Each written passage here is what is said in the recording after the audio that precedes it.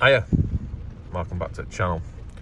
So currently I'm sat in a Fiat Punto waiting for it to stop pissing down because, well, it's yet another disc and pads video.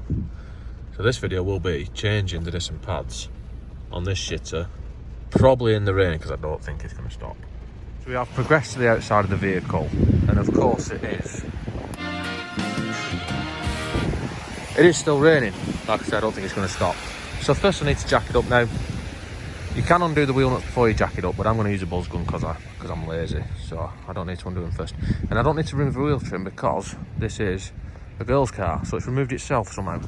Right, so let's look for the jacking point. If we look on the side of the sill, there is an arrow, right?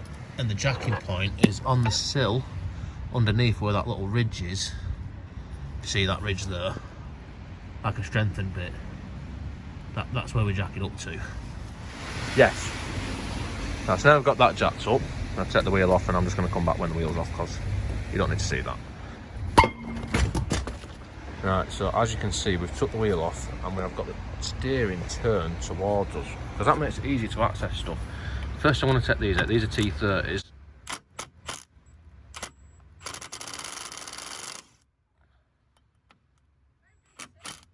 Put them safely down in a puddle. Now the next thing I want to do is I want to send the piston back into the caliper. Now really you shouldn't do this bleed nipple for reasons really that I don't want to explain. But I'm not going to do that. I'm just going to stick a screwdriver into there. I'm just going to gently and carefully and lovingly. Got to be really slow with this, otherwise you can do damage to the ABS system or the masturbator cylinder. We'll do it nice and carefully. And now that piston is now retracted. I can take this off, which is held on by some slides, which we've got little johnnies that need removing there. We've got one at the top, one at the bottom. As with most cars, they're in fact 7mm.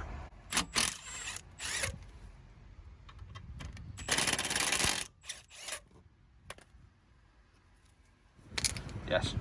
And I probably would have benefited from taking this off first, but I'm going to take it off now instead, so it pings and does that shit at me. I do apologise if this is making you seasick at all. I have not got my tripod with me today, so it's going to be an old school type video of pointing at everything apart from what I'm doing.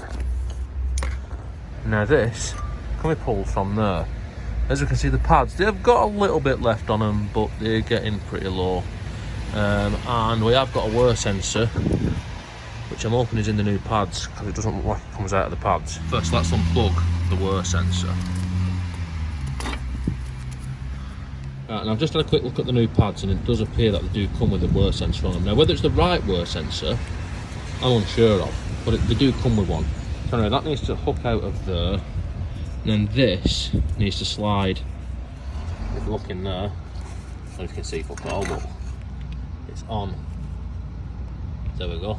It's on like a slidey thing, so it needs to slide off, which I'm going to need both hands for. I'll try it anyway. Yes. Nice. Anyway, now we've got rid of that, we can get rid of these pads. It's just, well, that should just pull out of there, but it's got like fingers holding it in. So let's take that one out first.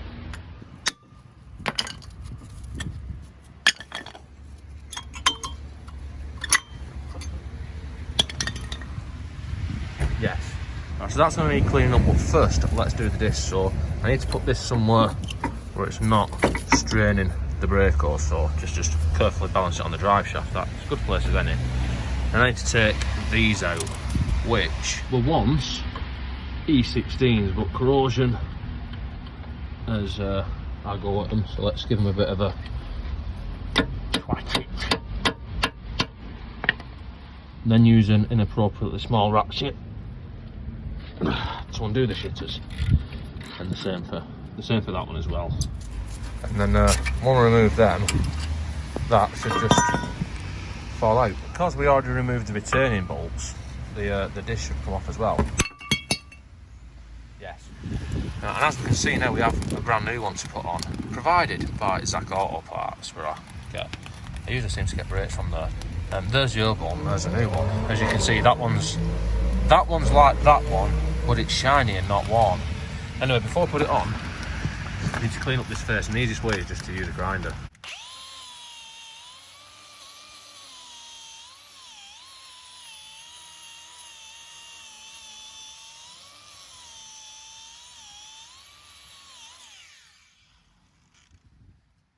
And then we can just go ahead and put it on, whilst making sure to line up the fixing holes for the 2 little screws which need putting in.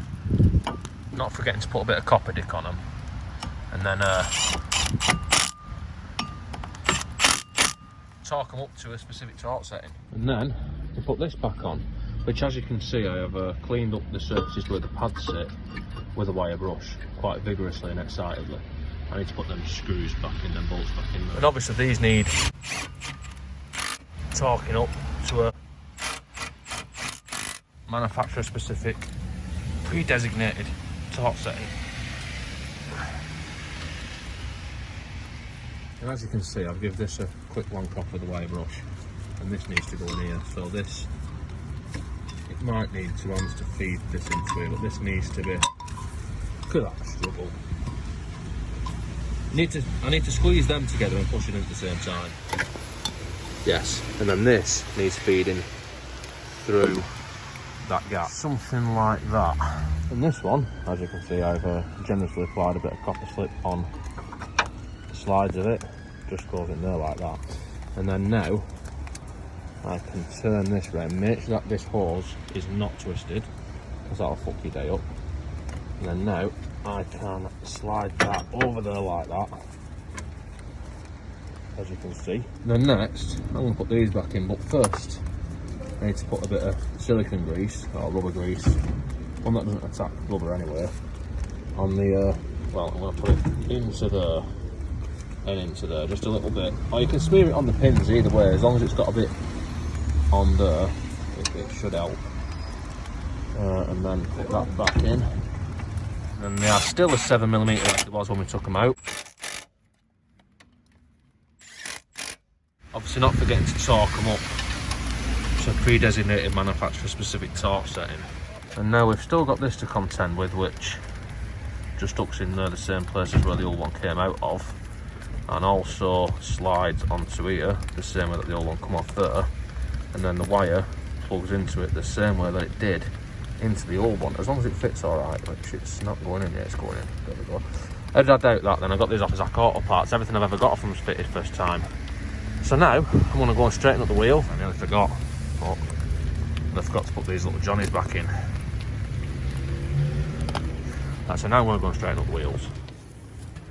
And I pump the brake pedal till it goes, just pump it till it goes hard.